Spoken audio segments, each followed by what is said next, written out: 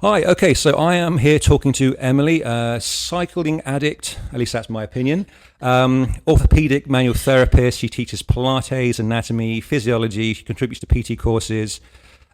She coaches 200 and 300 hour Pilates courses, which sounds like a real marathon, so that must be a really serious commitment, which is fantastic.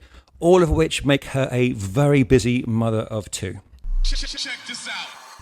Shrunk. Where and what is your sweat equity? What measures are you prepared to invest in yourself? Because that's what it is, folks. A higher quality of life and improvements in your quality of life and your health are an investment.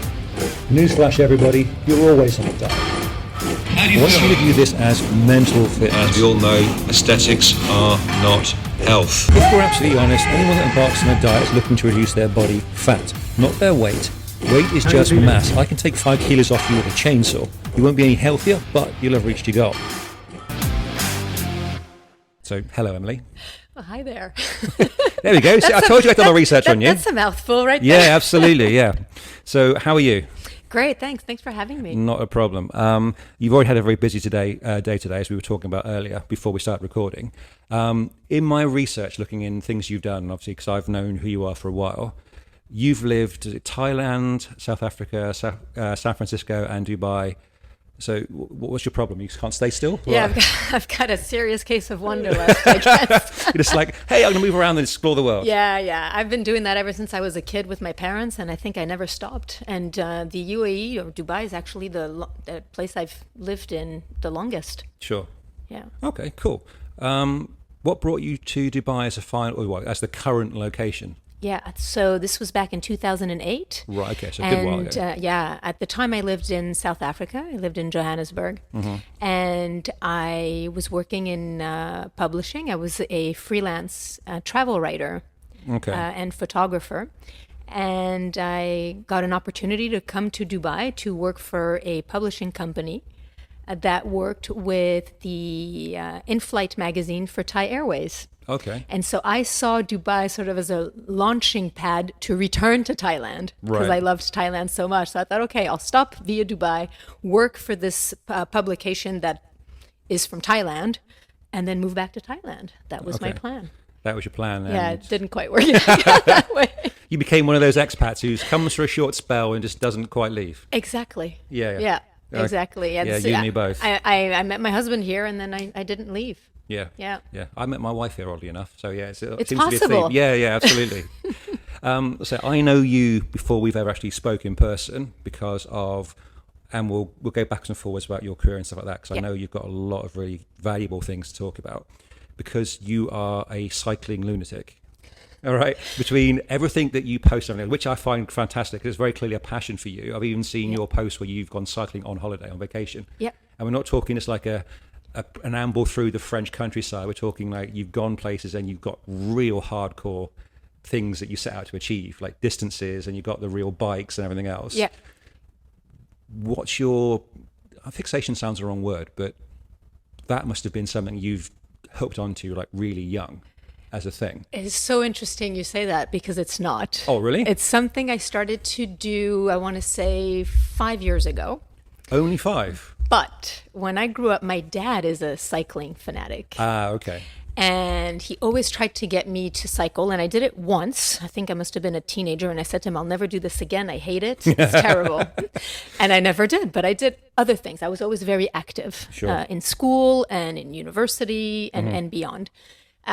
So when I started cycling 5 years ago, it was really to find something to do with my husband because he was cycling. He'd started cycling much before me. And I just had my second baby and I thought, this will be great. Maybe can lose some of the extra baby weight, find something to do with my husband because he didn't really want to do yoga with me. Right. Okay. So that's how it all started. And I remember that my dad said to me, so now I ride with my dad when I go see him back in the US.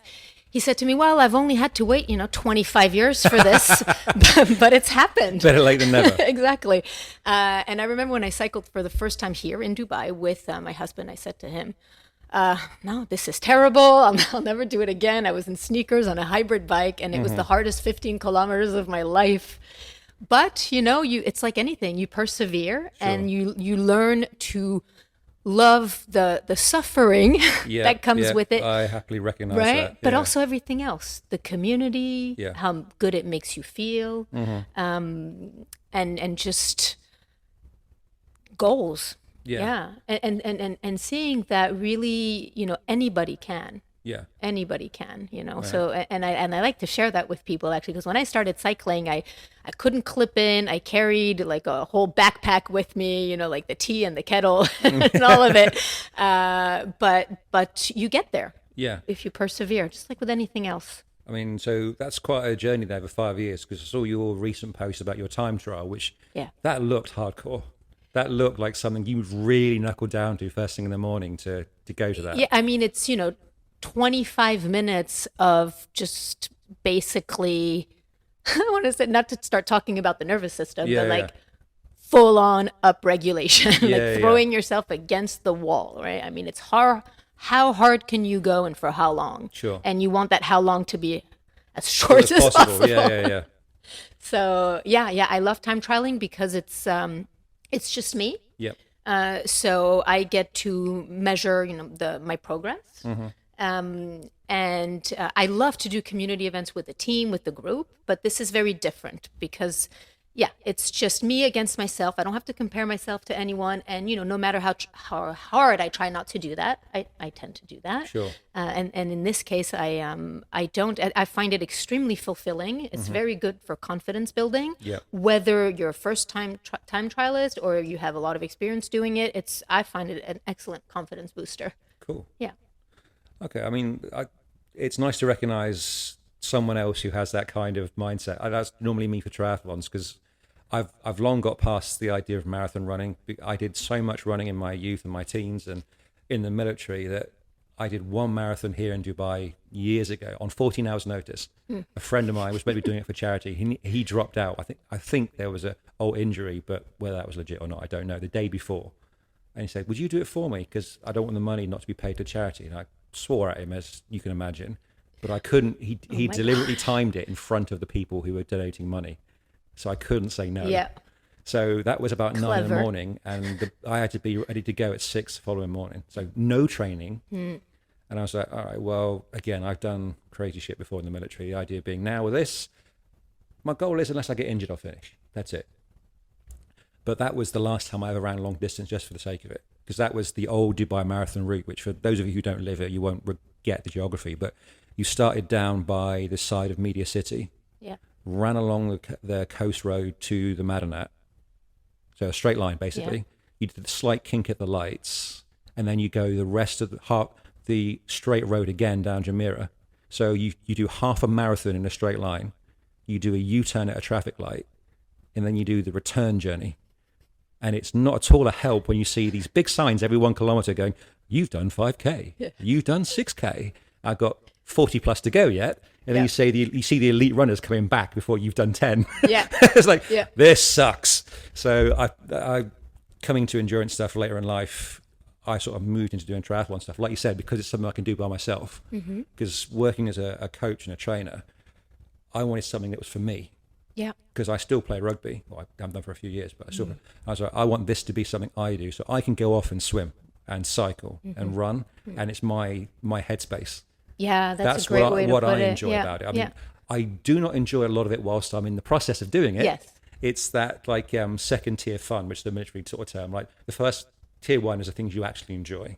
Tier 2 is the stuff you enjoy once you've finished it. Yeah, like a time trial. Yeah, exactly. Yeah, like you've just gone out and killed yourself on your bike and go, "I got up at 4 in to do this." Yeah, but then you cross the finish line, you catch your breath, and you say, "I want to do this again." Yeah, absolutely. Right? Yeah. Yeah. And that's exactly the thing I say when I've coached people to do 10Ks or half marathons or whatever endurance is, don't make it this monumental thing on a pedestal that you can't achieve. Because once you realize you can do it once, you take that away from your mindset. Then it's a case of, oh, okay, I want to do it again because I want to improve now. I know I can do it, or I want to try something else.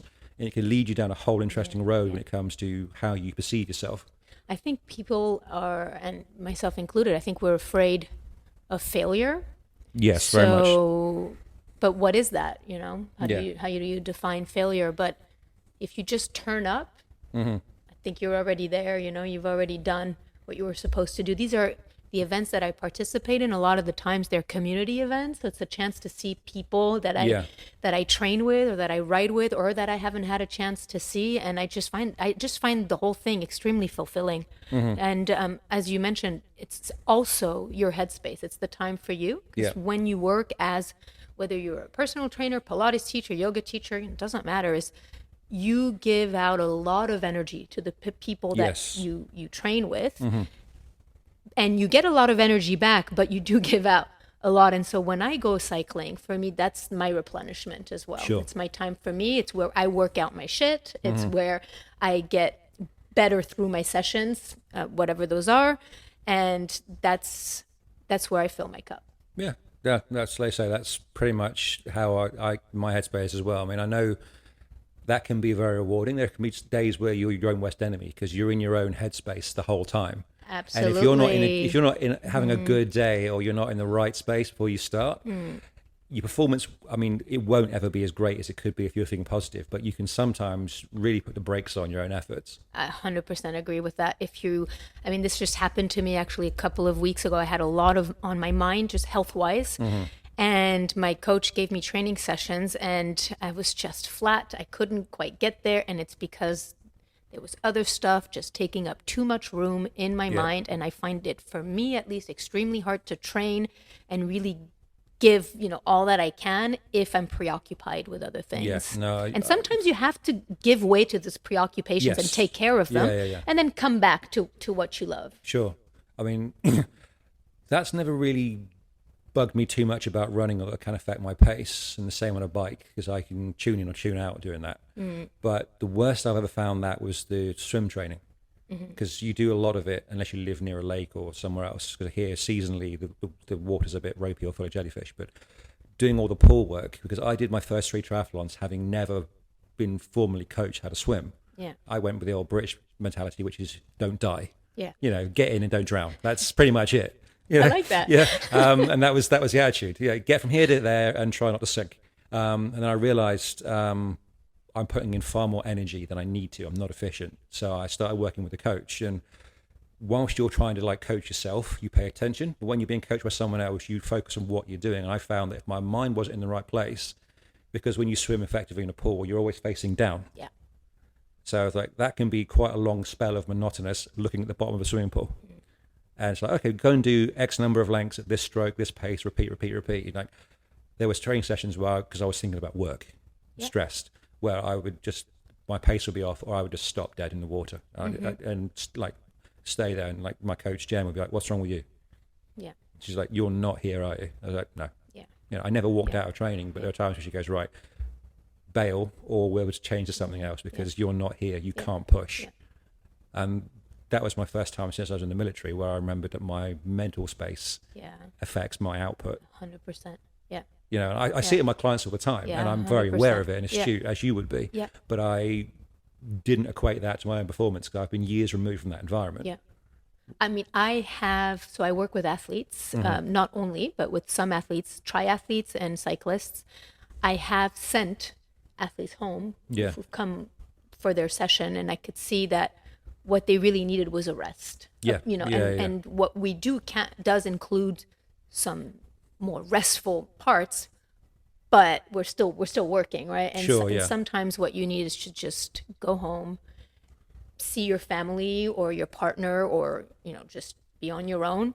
And maybe not keep training. Absolutely. And when I see it, when I feel it, I just speak it out. That's the way to go. I mean, I've got in my current stable of clients now, I've got a gentleman, I won't embarrass him by saying his name without his permission, who's in his late 40s, who really wants to train hard. And he does. He trains with me twice a week, 3 times if we can get one on the weekend. And I've given him training stuff to do probably the last 18 months. So he trains an additional 2 times a week home by himself. And he's got to a point now where he wants to be on it all the time. And I've actively got to tell him, no, you are having tomorrow morning off. You're not getting up at 6 a.m. to do stuff at home. You're having even to have a lie because you've got young kids. No training. You can't keep pushing that much. I mean, I'm 40, he's 47, so he's a little bit older than me. It's just a case of, you need to understand you have to ease off at times. Yeah. Which he was trying to think like he's a 21-year-old amateur pro rugby player like he was back in the day in Europe. I'm like, no, you're not, dude. Yeah. This is why last weekend you came in here at Saturday morning in the gym and you were half asleep on your feet. Yeah. It's like, no. And I geared the training session right down. It's like, you have to listen, or you have to listen to the person telling you. Yeah. I think Just you make ease a up. really, really good point. That's recovery, especially as you get older. You can't sort of climb to the next level or keep performing or perform better if you don't recover. Like No. that's where the gains are made. You know, Yeah, it's- no, absolutely. It's so- almost a cliched meme at this point, but it's very, very but true. It might be, but I think it's Yeah. very hard for people to understand. You know, I think people are sometimes, you know, they sound so proud when they say, I train every day, I don't sleep a lot, you know, and it's like, well, I don't know, that's not really good for you. No, I mean, you'll do it until all of a sudden there's a problem. Yeah. And that's the way it goes. I mean, Well, eventually the body starts talking Yeah, back yeah. at you and saying, oh, look, we need to make a change here, you know? you get sick, you have injuries you shouldn't have, your body Yeah. loses elasticity in the joints, you end up with all kinds of problems. You know, I had a client here years ago who had trained with me quite some time. Through her third pregnancy, she was a really, really busy high-level executive as well as having a family. And one of the things I was always really proud of is that we kept her injury-free. Yeah. And I'm not an easy trainer, so she was working her ass off. And she decides to stop working with me, which is fine. I don't have a problem with that. That happens. You don't keep clients forever. Yeah. And she goes off into a certain well-branded exercise class that we all know about. And she's looking at shoulder surgery inside of 3 months. Because she thought, I know what I need to do is have someone agree with me that I can hard charge 6 days a week without recovery, without formal coaching, without someone's looking after my best interests. And then I see on social media, I have to give things a rest now. The doctor said I've torn this and I've got that. I was like, I trained you for 2 years and you never hurt yourself. And it was so disheartening to go, right, why didn't you think about your own best interests? Sometimes you need to listen to someone or your own voice to go, no, just ease off. Yeah. Because there's recovery, like active recovery, and then there's recovery as in, you know what, don't do anything. Yeah, just literally sit and do Right? nothing. Like that's okay too. Read a book. Yeah. You know, and Yeah, just that's relax. not easy. Like how little can you actually do? Yeah, I mean, it's funny you say that. That's a video I put I'm on really good YouTube a at while that, back. No, yeah, well, yeah, we can tend to get too good at that. But that was a video I put on YouTube a while back. Was what's the least you can do to achieve your goals? Yeah. Not Because we all know, like, you can do more. Yeah, you can always do go more. extreme. But you know, if you need to improve your running or your cycling, or you want to improve the amount of weight you lift in the gym, you don't need to improve 25% a week. That's so true. Yeah. 1% Yeah. every session in the gym Yeah. is an improvement. 2%, 3%, and that's not going to break you. Yeah. Yeah. But a lot of unfortunate sort of like exercise culture the last few years is, everything has to be ramped up. All the words for advertising are extreme and hardcore and unlimited and No blah, blah, blah. pain, no Yeah, gain. exactly. It's like Yeah. you've got to destroy your hands doing all these pull-ups, and you've got to end up with a wrecked back because you've been deadlifting like a lunatic. Like, Yeah. but you can't do that, or most of us can't, because you go, age kicks in, poor diet, poor nutrition, poor sleep. You're like, and all of a sudden you wonder why 6 months later you're moving like your grandparents. Yeah. It's like, or they come to you or I as therapists and go, please help me. I'll never run out of clients. Yeah, exactly. But I think that it's great to have goals and of course to want to achieve those goals. But what I find super interesting and the fulfilling part is the process. Really is like what gets me going. Just seeing what happens every time I train over, and it's a slow, especially as you get older, it's a slow process, and you have to cultivate tools. Like patience. Yeah, I think unless you get into serious sport when you're younger, I don't think people comprehend that until they get older. Yeah, I agree That's with that, why, in my experience, if you go outside of like military circles, endurance events tend to either be for the younger generation that have done it since they were kids, or it's the older generation who comprehend time. Absolutely. It's not the middle ground, mostly. Yeah. I mean, there are some people that do. Yeah. But if you look at the typical crowd for a weekend, like long cycle event, 100 kilometers or triathlon clubs or whatever else, you're talking people in their late 30s or older. Yeah. You're not talking, that's a class full of 20-year-olds. Yeah. There'll be a couple maybe. Yeah. But it's a case of the people who have been around, they've done this, like the casual sport and the gym stuff. Like, I want to focus, so I'm going to take up cycling, or I'm going to take up, again, triathlon or whatever else. I think at least here in the UAE, I think that's true. Yeah. Are you looking to make some changes to your quality of life? Perhaps you're looking to embrace a whole new approach to exercise, nutrition, and a healthier lifestyle, but you're just not sure how to even get started. Without a basic framework in place and some goals set, you're going to struggle, and that is the most common reason why a lot of people experience a load of stress and ultimately don't succeed in their endeavours. They just don't have a clear path to get them started and follow on with. That's why I wrote Pathway to Health, Be Your Own Life Coach. This is a program that takes you through your lifestyle approaches to nutrition, exercise and activities, shows you how to take stock of your life as it is right now, plan things out and get started on your unique personal pathway to health. You can find this course on my website, www.thebodyengineer.training, in the online store. The program comes with video guides throughout and all the downloadable planners you need to become your own life coach. Listeners to this podcast can get a 20% discount with the discount code POD20. Because I explained that to a friend of mine, I think last time I went back to the UK, so that was easily 3 years ago. And I was like, you won't believe the amount of people that get together on a weekend out at the cycling venue. You know, you see, it looks like a abandoned car park. The amount of cars that are formed up now. Yeah, there's literally fleets of vehicles. Yes. People rock up early in the morning. You know, yes. When it's the hotter months, it's really early in the morning to go for 80, 90, 100 kilometer rides all of the time. Yeah. And the triathlon clubs over here, that kind of stuff. There is a big community for it. And it's all their like parent age generation or older. Yeah. You know, it's people that can find a goal and work on it and go, all right, I want to do this race in a year. Yeah. You know, my first triathlon will be in 12 months, but I'm going to do a few mini events in the next 6 to get me get up and plan from there. Yeah. But if you go and tell a 20-year-old, okay, your goal's a year ahead, you'll get a short response. That's true. You know, it's not going to be, you'll be like, fuck off, I'm not doing that. Yeah. You know, like, I want to do it in 3 months. Whoa, good luck. Yeah. You know, you won't perform like you want, or you'll kill yourself before the start line. Yeah. Or maybe you can just because you're younger and you can put yourself through that with sort of less consequences. Yeah. Yeah. But try it in 10 years. You know, when you won't do it. You'll have to have a longer program based on real world scenarios. Yeah. Like your job and your family and everything else. Yeah.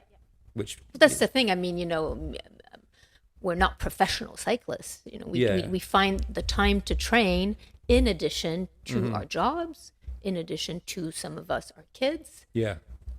A social life, hopefully. Yeah, I heard about that.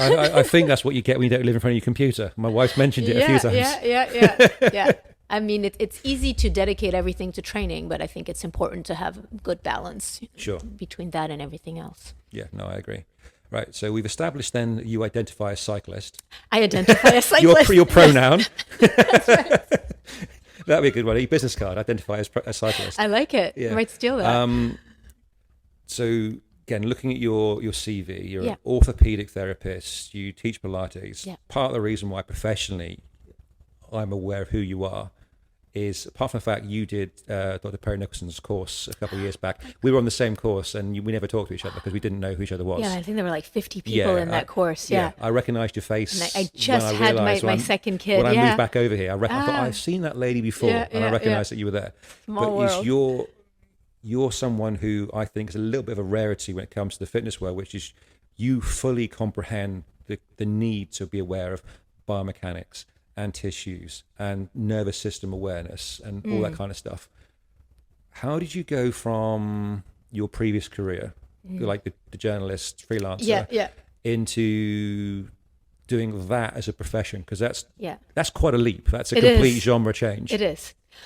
So thinking back on it now, I mean, I come from a sort of medical family. My father is an endocrinologist. So I've grown up in that environment and I've always been interested in that. Sure. But it's not the career path that I chose. But I had spine surgeries. Okay. I've had 2.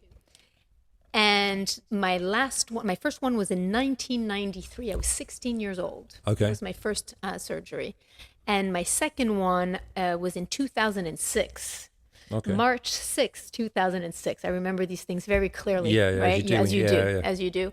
And I lived in Bangkok at the time, and my surgeon said to me, go do Pilates. So I went and did Pilates. And I had to do a lot of rehab because I had some motor control issues. And after a year of Pilates, I was sold because of the just the impact that it had on my life and on my health, and how well I healed from the trauma of my surgery. Right. And I thought, okay, I love this so much. Let me become a Pilates instructor. But I was still working as a journalist at the time, and I just combined the two because I was freelancing. I could do both. Sure. And so I was still doing both when I moved to Dubai in 2008. And then in 2009 or 2010, I lost my job as a journalist because of the, when the bubble crash. burst. Yeah. A lot of us lost our jobs. And I thought, okay, you know what? This is the time to maybe make the transition. So I still kept working as a freelance writer here and there for about another 6 years. Right. But dedicated more and more time to working in studios, mostly, getting more education as Right. well, and then fully transitioning into that. I would say about 5 years ago now. I really do this full time, and I'll write the occasional piece, but it's become a something rare, especially nowadays, with the sort of the Recent death events. of print and recent events. Yeah, the death of print. I mean, that's I can see why that would have made a big change. Yeah. So that's how it happened. I started with Pilates. So in 2007, I was certified, and it's like, I think it's like anything. When you start finding out how much you love something, you want to know more. So then I started, took a 200-hour yoga teacher training course, and then I took a 300-hour yoga teacher training course, and then I wanted to know more, and because of my background from injury and surgery, I wanted to specialize more into helping people who were in pain to just feel better in their bodies. And honestly, my goal was just to feel better and help people to be able to do the things that they love for a lifetime. It was really that simple. It wasn't about, the big goals, because that's a big goal already. What I mean by big goal is, didn't have to climb Mount Everest. It's just to feel good about yourself in your body and in your mind. Yeah. And then I thought, in addition to movement, I think, using my hands would be such a great combination. And so that's how I came to study manual therapy. And it just kept going on and on like that, and I think for a while I was sort of enrolling in so many courses. I think that's kind of what you do. Like, how much can I actually sort of, like you're a sponge and you want more and you want more. But over the last few years, I've kind of stopped doing that because I realized that I have a lot of tools. Yes. Yeah. And I really want to sort of hone my craft and get better at those things. Sure. Before, again, looking in some other avenues, because there's so much out there. Yes, but very I think much so. You have to accept that there's especially in the world of health and wellness, that there's a lot of things we don't know. Yeah. A lot of things I don't know. And every time I speak to another health and wellness professional, whether it's a physiotherapist or a personal trainer or a massage therapist, I'm always learning something new. I mean, it doesn't stop. Sure. To the point where I think at some point I got overwhelmed by all the information that's out there, and I decided to just say, okay, hold on. You've been doing this now for 15 years. I think I know what I'm doing. I'm always open to learning, of course, but more courses isn't necessarily more knowledge. No, I fully agree with that. So yeah, I've been spending time just getting sort of more comfortable doing what I'm doing, and helping people the best way I can.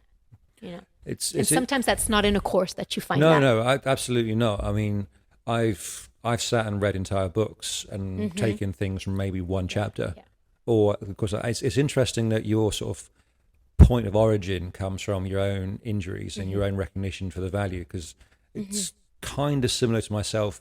The reason why I saw the knowledge of biomechanics and therapeutic awareness and all that from a point of going, something I need to know a lot about, even if I never use it professionally, which I now do. But towards the latter end of my military career, I had a few serious injuries, which I ended up, once they were taken seriously for what they were, because they weren't immediately visible. It was joint and like deeper tissue based.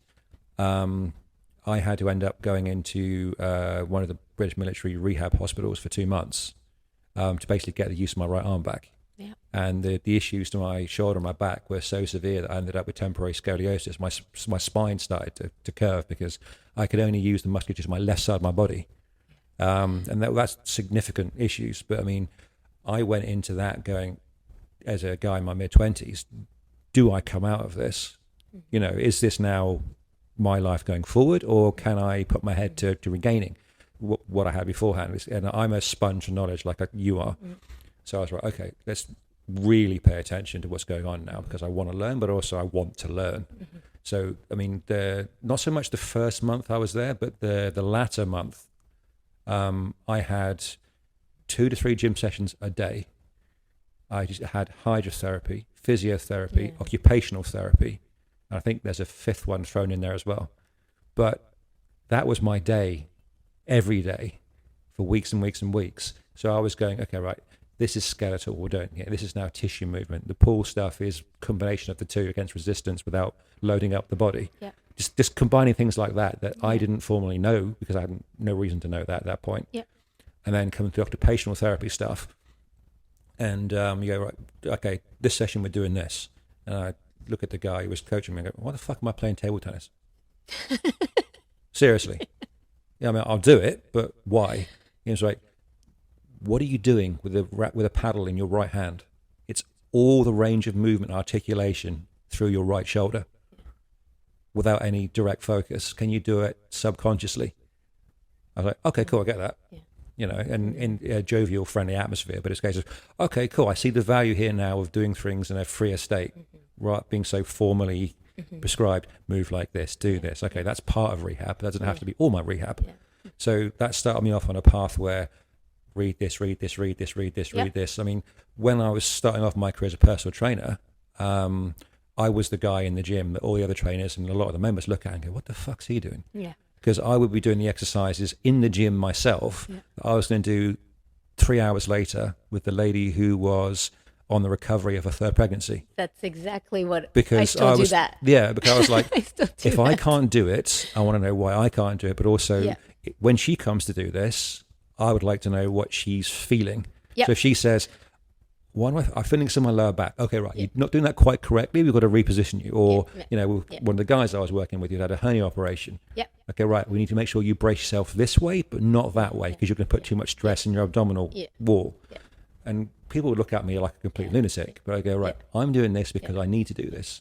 I don't think that it's necessarily something you need to do to be a good trainer. Yeah. But for me, that's how I feel that I can teach well if I can embody movements, right? And they don't have to be exactly the same thing that I'm going to give to the people I'm working with, but when I can feel for myself, I have an easier time conveying as well what I'm looking for. Oh yeah, absolutely.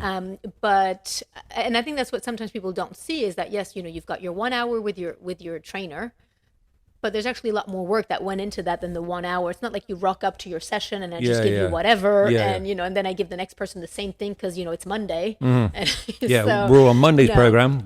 Exactly right. But what you mentioned though about all the rehab that you did is I think that when you come from a background of injury, is it really gives you an appreciation for the ability to do what you're now doing, right? So it's the ability to move again. Because when that's taken away from you, I was in rehab for a year and I remember for weeks, all that I could do was walk back and forth in the pool. And that was it. That was as much as I could muster. And it really does give, I will, you know, even though this was my last surgery was in 2006, I will never forget that, what it was like to not have that. To not have the ability to move or breathe freely. And I was so afraid, I remember, which is another part of when I work with people, I really try to promote a very positive message when it comes to movement. But I was so afraid. I remember I would pick things up with my feet. I got really good. So, picking up, pencils with my toes. I still do it, right? But you know, you have to understand that that's not how life works, right? No, so, you can't walk around doing that. But, and also, sometimes, the choice of words that I use with people, I realize matters because Sure. it mattered to me Yes. when people were speaking about what I could and perhaps couldn't do. Yeah. So I think about all of that. I think that personal experience, Mm-hmm. you teach the person in front of you and you don't teach them what you would do, right? Yeah, I For fully your agree. practice, that's your practice. But all of your experiences feed into how you Yeah. teach and how you can sort of make an alliance with the person that you're with for that 1 hour. Sure. I think we touched on this before we started recording. I think you've touched on there something that I see in certain therapist circles, and certainly when it comes to training, that people are too, not everybody, let's not make blanket statements, but a lot of people are too linear in their thinking. It's a case of, no, I like this kind of avenue as a therapist, or I am this professional, or I like CrossFit as a trainer, or I like powerlifting as a trainer. So guess what you're doing? Every client, all the time. Okay? Yeah, but guess what? The 30-year-old guy who played rugby at university is going to train or need to train differently than the woman who's 60 years old, who's got hip issues. Absolutely. And the guy who's in his mid-40s with an incredibly stressful job and high blood pressure. Just things like that you have to be aware of. And I think a lot of people don't tend to diversify their knowledge for the sake of their clients too much these days as they should. Yeah. I mean, I see that a lot in training environments. Like, all my clients are doing this stuff. Like, yeah, but is that because they need to do it or because that was the last course you did? Yeah. Like, you got that current bug right now Yeah. because you did a course 3 months ago. Yeah. Like, this is awesome. Yeah, great for you or the person who trains like you. Yeah. And unless that's your niche market where you only train people of the same And that's vein, okay. which is fine. Yeah. But if you're let's say an average person in the field of therapy or coaching or whatever else, you need to have that breadth of knowledge to go, okay, like you said, you couldn't do anything apart from suspend your weight in water and walk for a while because you had to protect your spine. So you couldn't have been walking up and down in a gym or lunging with dumbbells. But the person who recommended your training program had to be aware of what your spine could tolerate and then build you up to that point. On the other hand, what's interesting is that I remember when I went to my first Pilates session after my surgery. It's just, maybe 8 weeks after. And she knew about my background. We'd, done the intake. And the first thing she had me do, I'll never forget it, is she put me on the Pilates reformer equipment. Right. Okay. Sitting on the box. And she made me do a posterior pelvic tilt. So rounding my lower back for those who are listening. And at first I was like, no, I'm not doing that. I'm not rounding my spine. That you're usually protecting hurts. yourself. I'm scared, the whole thing. And then I did it and it didn't hurt. Yeah, so you were like, okay, this is my new normal now. This is okay, Yeah. right?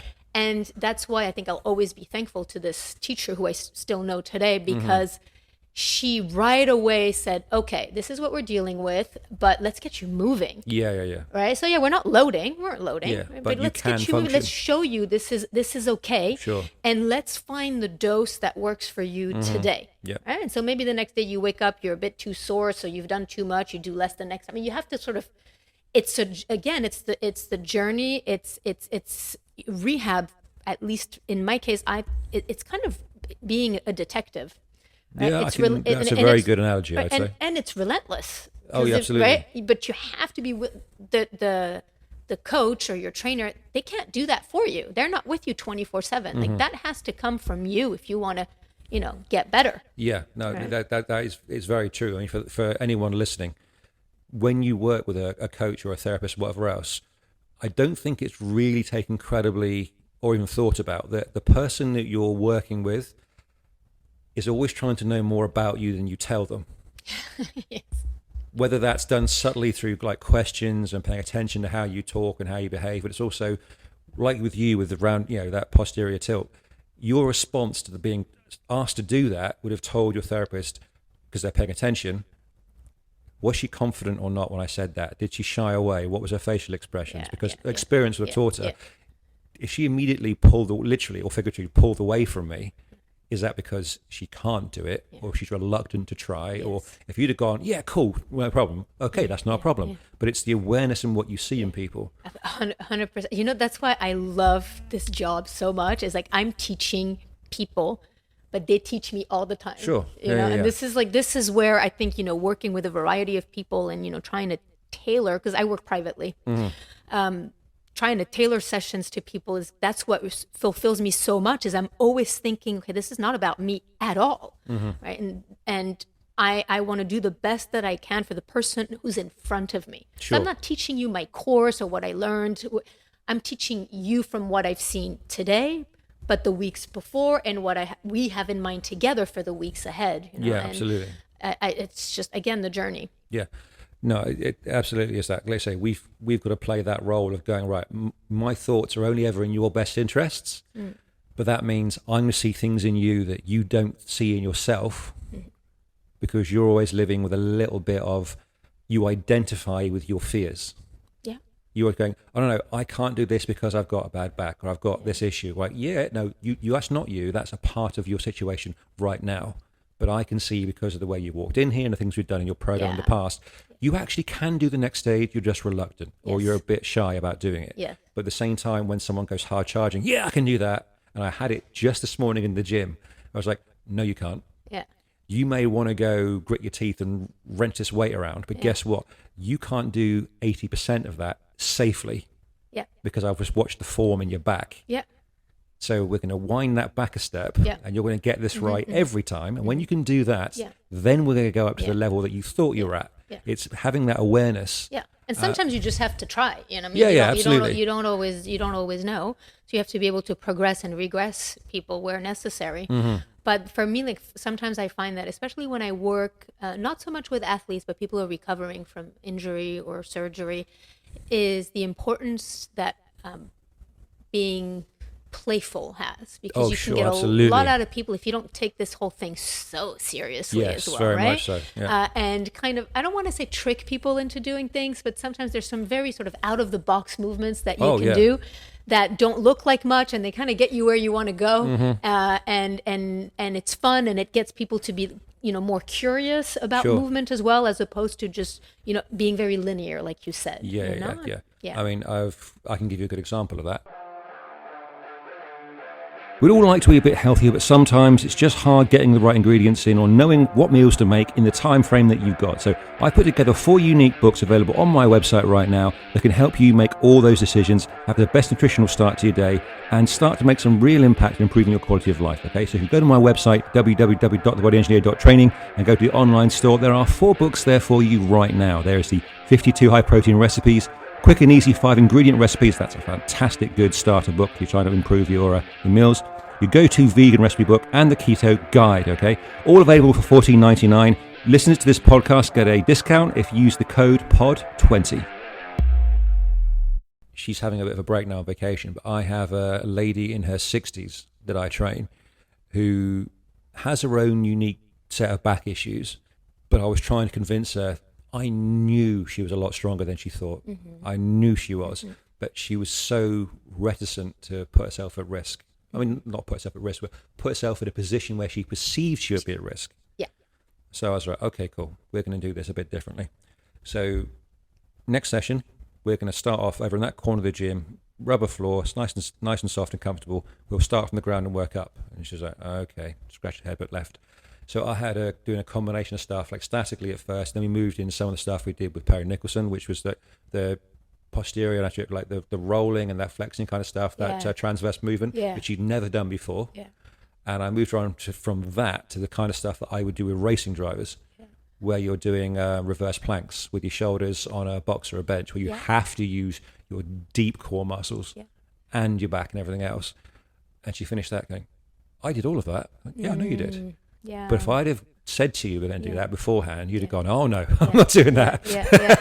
You'd have gone, brakes on, no, put my safety first, which is a good attitude to have. Yeah. But sometimes you need to be just nudged forwards. It's a disservice sometimes because our perception, you're right, can be flawed. Well, I mean, it comes from a good place, but it's like when you have young children, you need to just nudge them a little bit along for themselves. I think that's where, for me, that's where, education is so important, not just my own, but to educate, never in a condescending way, but to educate people about what it is that we're trying to do, and how much I believe in what they can do, and how physically and physiologically I think that they can, and especially when we're talking about things like pain, like moving with pain, it's tricky, having been there.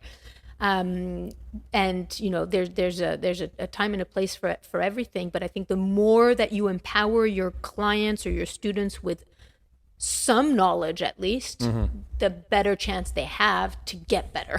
Sure. Yeah. I mean, because it takes that fear, like you were saying, that perceived fear. Yeah. It maybe doesn't take it away, but it starts kind of beavering away at it. Yeah. I mean, I think that's one of the things it sounds like you do with your clients that I know I do with mine, is to go, right, however long we work together, you got to live for however many decades yet. So you need to take this on board for your best interest, not because you're paying me. Yeah. But to go, right, okay, with whatever issues you've got going on now that give you that sore back or mean you get out from being seated in pain and discomfort, let's remedy this for your sake. Yeah. And then when we run our course and working together, I want to shake your hand and say, go have a nice life. Yeah. I don't want you on my books for so long I'm sick of seeing you because you can't function without me. Yeah. I want you to go, hey, great, I know that I can put on my posterior chain, keep that thoracic curve in my spine, and I'm all good. And if it starts to wane a bit, he's already taught me, start doing this again, start doing that again, and I can get back on top of it. But that's why I think that whether you work with athletes or, just somebody who's got a desk job and, they're maybe more sedentary or both, or somebody who's recovering from injury, it's always, the way I see it is it's always an alliance. Yes. I can't do it for you. So in our session, I'm 100% dedicated to you, but I'm going to give you some homework. Yes, I'm big on that as well. Right? And if you don't do it, you don't do it. But that's where the alliance comes from. Do you trust me enough to do what I'm also asking you to do in those other 6 days sometimes that we don't see each other? Sure. And I tend to be a bit of a stalker when it comes to that. Like I'll message people like, how you doing? How you feeling? And did you do your thing? Did you? Because I'm watching you. I will know you didn't do it. Yeah. Right? And you don't want to make people feel bad about it, but especially when you work with people who are in pain, like if you're not doing your homework and you're still complaining of the pain the next week and the next week, it's also because you need to be doing your part. Yeah. Because we only see each other 1, maybe 2 hours a week, Sure. and there's all these other hours during the day, right? Yeah. And the homework, it doesn't have to be anything. I usually keep it very simple because I don't like to complicate things when it comes to training at all, really, because I find simple works really well, actually. Yep. But you have to do the work. You have to put in the time. I think that helps with the difference between being a trainer and a high quality coach is the idea that you can help your clients see these things for themselves, whether it's whilst they work with you, there's a degree of accountability. They know you're on their case. Yes. Like my session with you doesn't end after the hour, and then I don't want to hear from you until the following week. Yeah, so you'll be in touch. It's just not how I function as a human being. No, it's absolutely. It's like you can't say, like, as you were just saying, you can't go, oh, well, I'm going to see you for 59.5 minutes once a week. Like, well, good for you. Yeah. There's a good deal many of hours between this session and next session. Yeah. You have to put in the work, because when all said and done, don't tell me you're doing it for my benefit. Yeah. It's your pain problems. It's your mechanics. Yes. It's your lifestyle that's going to be suffering if you don't. Yeah. I think that sometimes is a really good lesson people need to realize, which you can't force on them. They've got to take on themselves. Yeah. Like, I've been seeing you for a month now and this hasn't changed, or I've not started to lose the weight that I want to see. Right. Okay. And I had this again recently. I'm still not seeing a change in this dimension around my middle, like, because we're going through the monthly measurements and that. I go, right. Talk me through how you've been living the last few weeks, because I know what you've done in the gym and you've progressed. Your strengths improve, your endurance. How have you been eating? And then you see the face go, oh shit, he wants to know. Yeah. It's like, be honest, because I take a few things into consideration first. Everybody lies to me. And so, and I know that I'll ask you the same question probably a few times over the space of a week, because at the second or third time, so I'll get the honest answers, but tell me what you've been eating today, what you've been drinking, tell me how much sleep you've had. And then you go, right, okay, I didn't do this, and I was ordering takeout 4 nights a week because I was busy with work. Go, right, so straight away, we know there's things there, but you've held them accountable.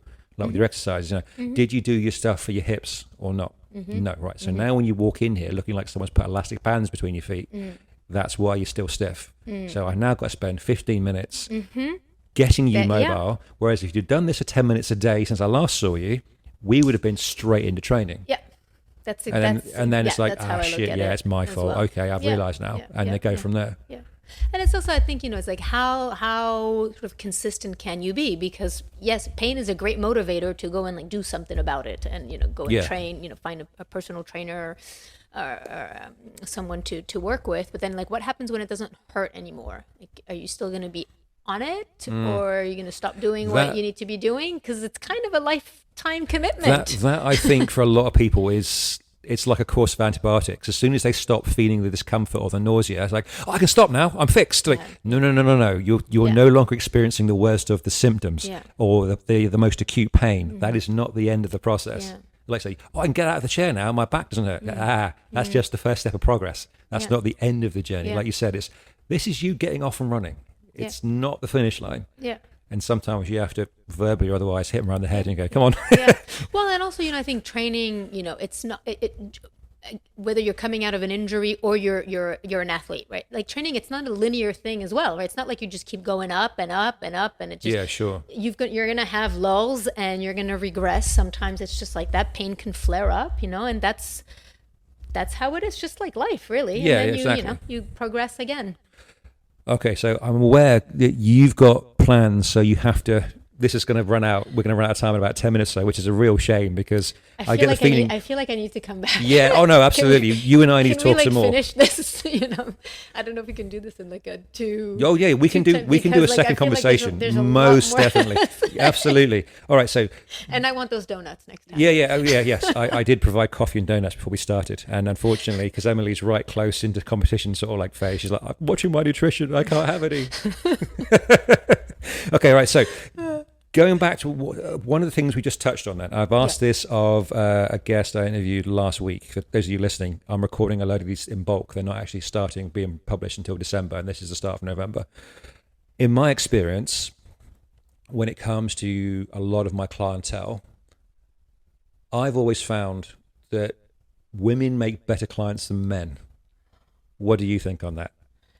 And I'm asking you this because the last person I asked was a male trainer. Okay. Of a similar degree of experience to you in terms of time. So I'm interested to know what your thoughts are. Okay. I'm going to disagree with that. Oh, really? Okay, good. Yeah. Good. This is why we have this conversation. I just want to know why then. Go.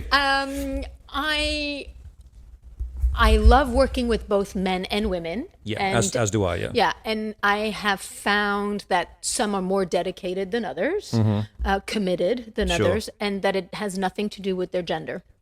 Okay. And I work with enough of both genders, I think, to have that opinion. Is this because men are terrified of you when you train them? Well, one of my students calls me the baby-faced assassin. There we go. See, that's the secret behind it. I'm always smiling and I'm always happy, but I will kick your ass. So this is it. I'm physically intimidating, but nice and softly spoken. You go along looking all cute and going, "Hi, I'm Emily," and all of a sudden you crack the whip and everyone's like, "Oh shit." Yeah. And that's how I reel them in, with a smile.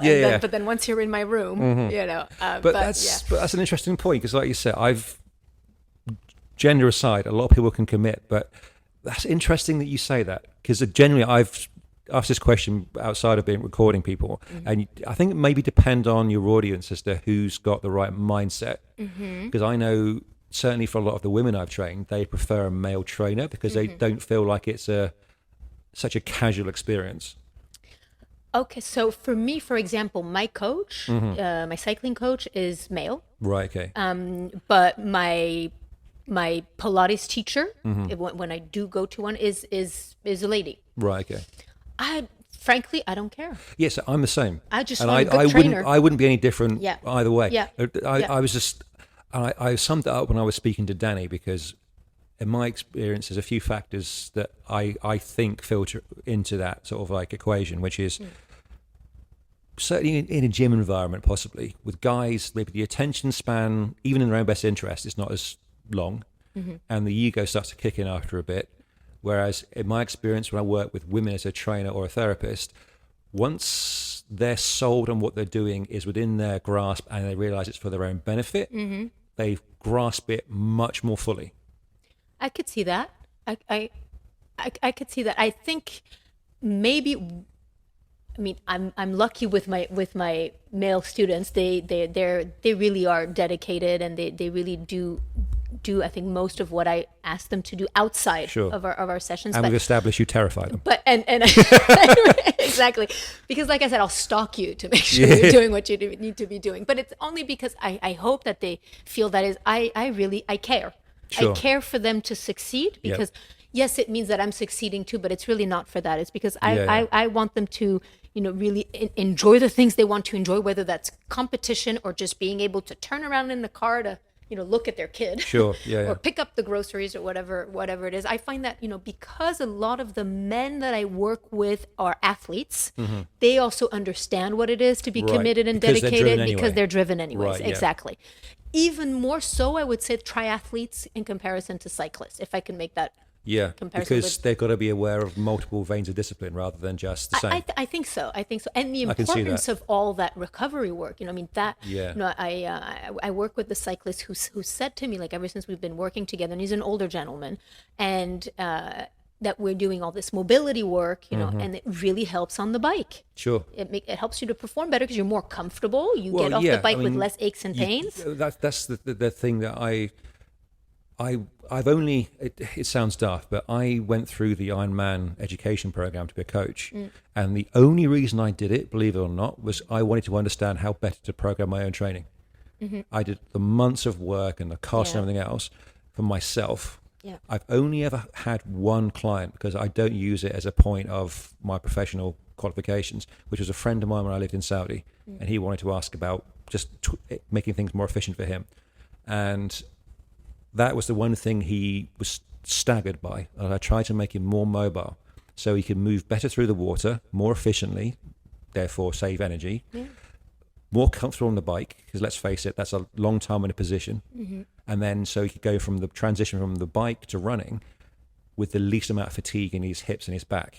Because I always found that the worst transition, not the water to the bike. It's when you've been pounding bike that, to the run, when you've been I bet. slamming along with your legs Yeah. to then going running. It's that initial when you get off and you try and make your legs function under their own steam. I've heard that. I've heard that, before. Yeah. The last triathlon I did, that was probably the one where I pushed myself the hardest.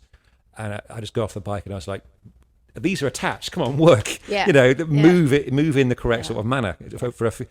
I think it wasn't this one, but this might make you laugh. Because it certainly does me when I think it. The last triathlon I did before I hired my swim coach was years back. I did the Yas Island one in Abu Dhabi, which is done around the Formula One track. You swim in and out of the marina. Yeah. Then you cycle around the track, the racetrack, and then the run is down around the perimeter of the whole circuit. Now, I'd done my own training geared to myself in the water, in some open water in the sea and some in the pool.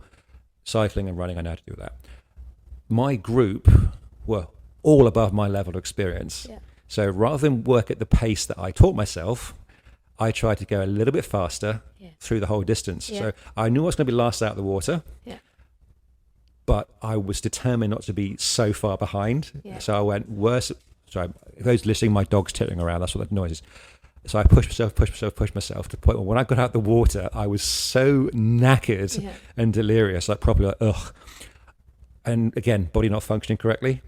I went up the ramp off the marina and I jogged down the whole distance of the pits, the Formula One pits, to get to my bike before I remembered my bike was at the start. Oh, shame. I was like, well, come on, legs, walk. I've got to get there. I need my trainers. I've got to get on my bike. And I suddenly went, oh, no, shit, I've run the whole length of the transition before I've got on my stuff. Turn around and everyone looks at you going, where's this dick going? It's going the wrong way. It was like, that was the biggest shock I ever had with the transition, was going, body, work, come on. See, that's why I love cycling. I got one thing to do. To function. I got one thing to do. Yes. Exactly. Yeah, that is something that I actually do miss, although I've not been cycling for a while. I've got to find a bike. It's on the list of goods to buy. And now it's winter time, so it's a great time to get on a bike. Sorry, that's my dog making noises in the background. You freak, what are you doing? Yes, snow, we say winter in Dubai. Do we have winter or is it just less hot? Yeah, it's less hot. For those of you who don't live in a desert environment over here, the sort of endurance community, as the weather gets warmer, going in from like June to July kind of phase, everyone tends to go out to the desert, to the cycling areas earlier and earlier in the morning, because that's the only time where it's hospitable enough to go and do the training if you keep it up throughout the year.